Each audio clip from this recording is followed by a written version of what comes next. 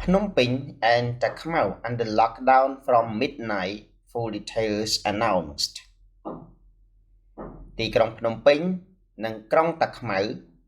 ថិតនៅក្រោមការបិទគប់ពីពាក់កណ្ដាលអាធ្រាត្រនេះតទៅនៅថ្ងៃទី15ខែមេសាព័ត៌មានលម្អិតត្រូវបានប្រកាសមុននេះបន្តិច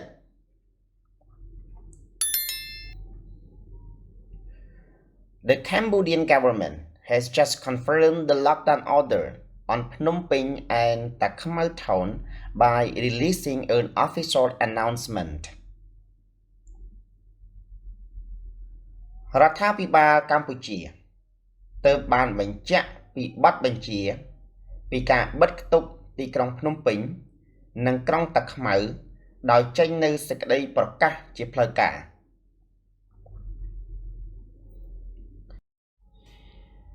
According to the government statement, for a period of 2 weeks, from 15 April to 28 April, people in the selected areas shall be forbidden from leaving their homes unless it is necessary to do so, and all gatherings are also prohibited. យោងទៅតាមសេចក្តីសម្រេចរបស់រដ្ឋាភិបាលនេះរយៈពេល2សប្តាហ៍ចាប់ពីថ្ងៃទី15ដល់ថ្ងៃទី28ខែមេសា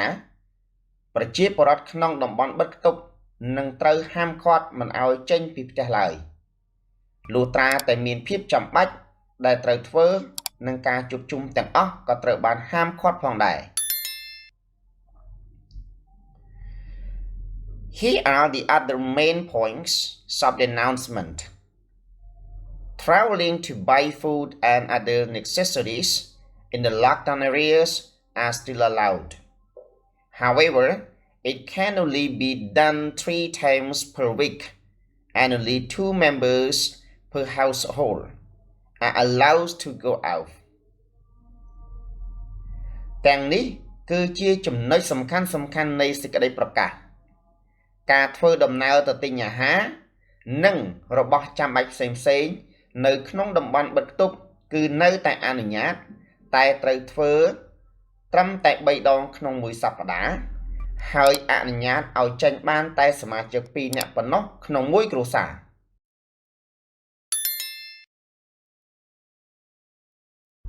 Traveling for emergency purpose such as to the hospital no more than 4 people per trip or to be tested for COVID-19 shall be allowed in the lockdown areas. ការធ្វើដំណើរសម្រាប់គោលបំណងគ្រោះអាសន្នដូចជាទៅពេទ្យមិនឲ្យលើសគ្នា4នាក់ក្នុងមួយជើងឬត្រូវធ្វើតេស្តរោគ COVID-19 នឹងត្រូវបានអនុញ្ញាតនៅក្នុងតំបន់បិទគប់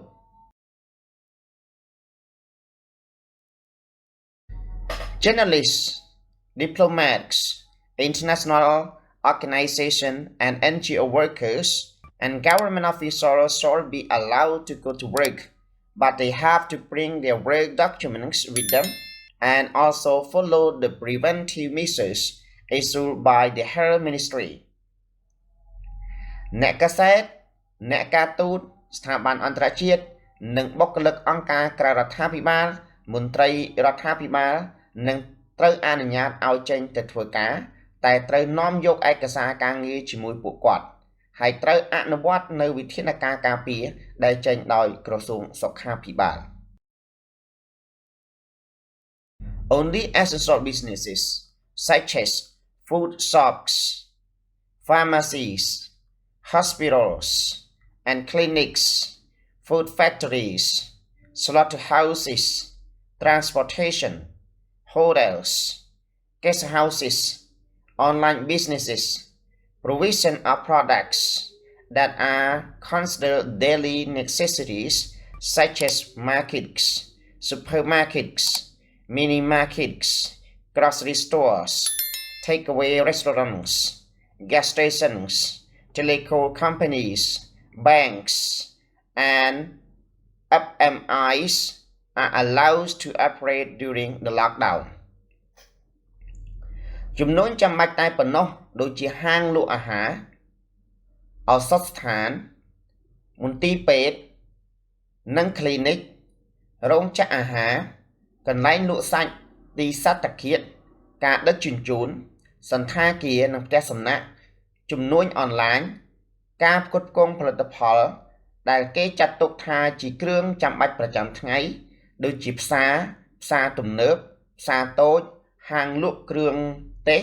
ភោជនីយដ្ឋានវិខ្ចប់ក្រុមហ៊ុនទូរគមនាគមន៍ធនាគារនិងគ្រឹះស្ថានមីក្រូហិរញ្ញវត្ថុគឺត្រូវអនុញ្ញាតឲ្យប្រតិបត្តិការកំឡុងពេលការបិទគប់ All allowable traveling by individuals and operations by businesses shall not be done during the curfew from 8 p.m. to 5 a.m. ការធ្វើដំណើរដែលអនុញ្ញាតទាំងអស់ដោយមនុស្សម្នាក់ៗនឹងប្រតិបត្តិការដោយជំនួយនិងមិនត្រូវអនុញ្ញាតឲ្យធ្វើដំណើរកំឡុងពេលបម្រាមគោចរចាប់ពីម៉ោង 8 យប់ដល់ម៉ោង 5 ព្រឹកឡើយ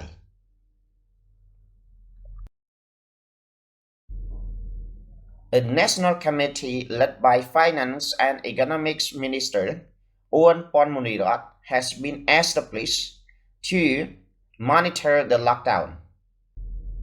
គណៈកម្មាធិការជាតិដឹកនាំដោយឯកឧត្តមអូនពាន់មុនីរតរដ្ឋមន្ត្រីក្រសួងសេដ្ឋកិច្ចនិងហិរញ្ញវត្ថុត្រូវបានបង្កើតឡើងដើម្បីត្រួតពិនិត្យមើលការបិទគប់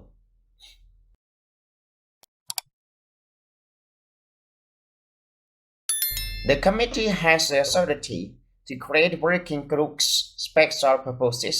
and act on behalf of the City Hall. គណៈកម្មាធិការនេះមានសិទ្ធិបង្កើតក្រុមការងារក្នុងបំណងពិសេសនិងធ្វើសកម្មភាពជំនួសសាលាក្រុងបាន Terms from the article ពាក្យពីអត្ថបទកាសែតទី1 Cambodian government នាមរដ្ឋាភិបាលកម្ពុជាទី2 lockdown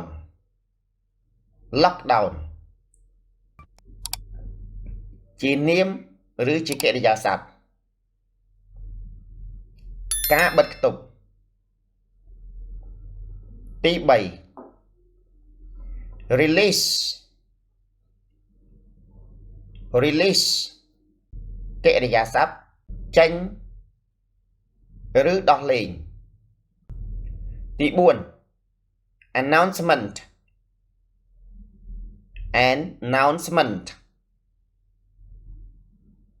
នាមសេចក្តីប្រកាសទី5 government statement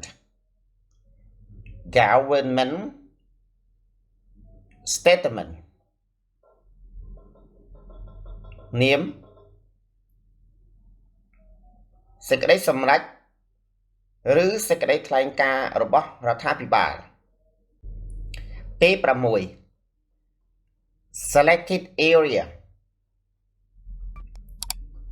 selected area នាមតំបន់ជ្រើសរើស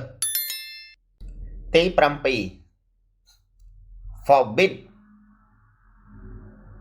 forbid កិរិយាសព្ទហាមឃាត់ឬរារាំងទី8 unless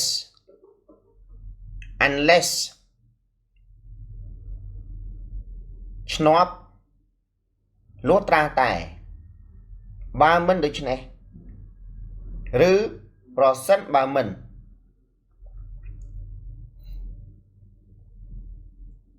ទី9 necessary នាមភាពចាំបាច់ឬរបស់ចាំបាច់ទី10 gathering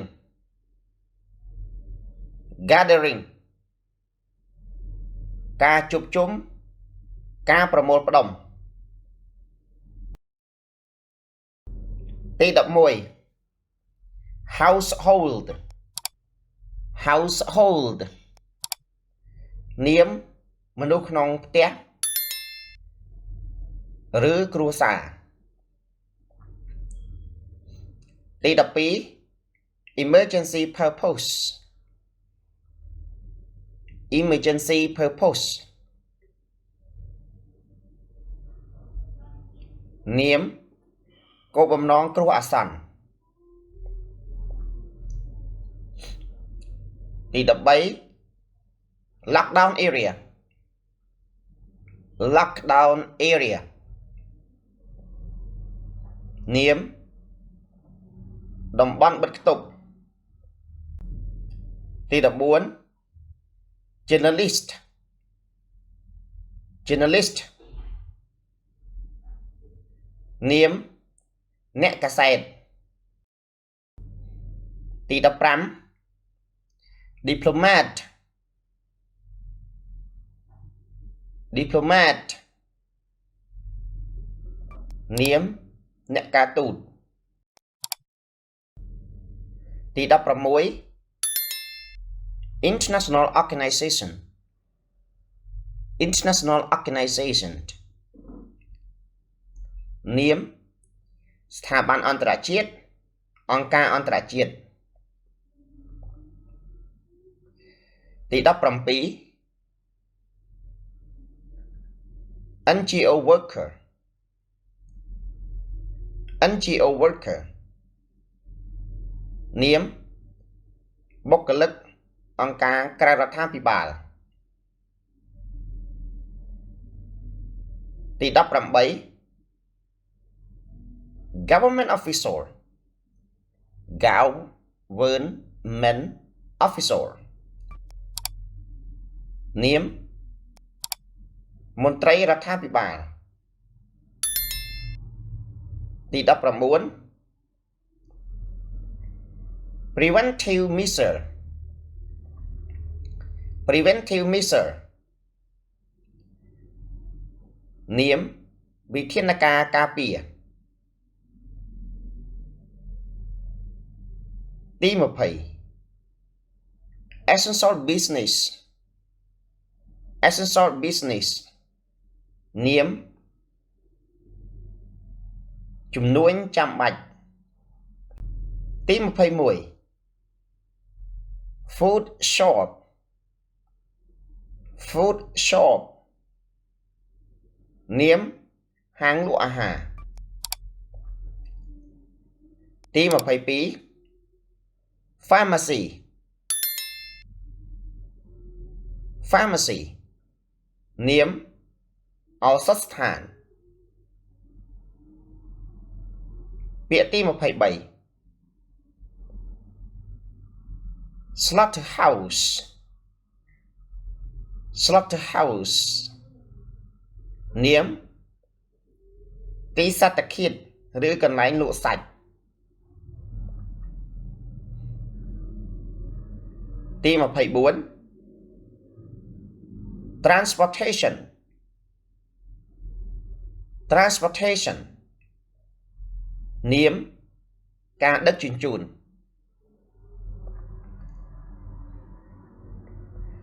ទី25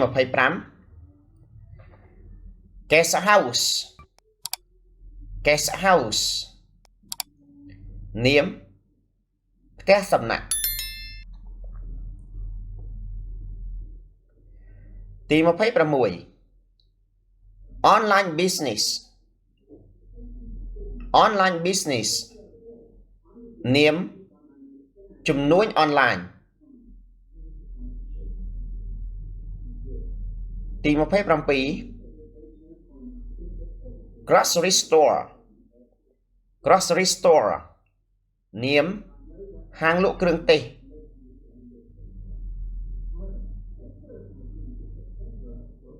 ទី28 takeaway restaurant takeaway restaurant នាមភោជនីយដ្ឋានវេចខ្ចប់អាហារទី29 gas station gas station នាមស្ថានីយ៍ប្រេងទី30 Telecom company Telecom company នាមក្រុមហ៊ុនទូរគមនាគមន៍ទី31 Microfinance institution Microfinance institution នាមគ្រឹះស្ថានមេក្រូហិរញ្ញវត្ថុទី32 curfew curfew នាមបំរាមកោចរទី33 establish establish កិរិយាសព្ទបង្កើតទី34 authority authority នាមអាជ្ញាធរសិទ្ធិឬអំណាចទី35 City Hall City Hall នាមសាលាក្រុង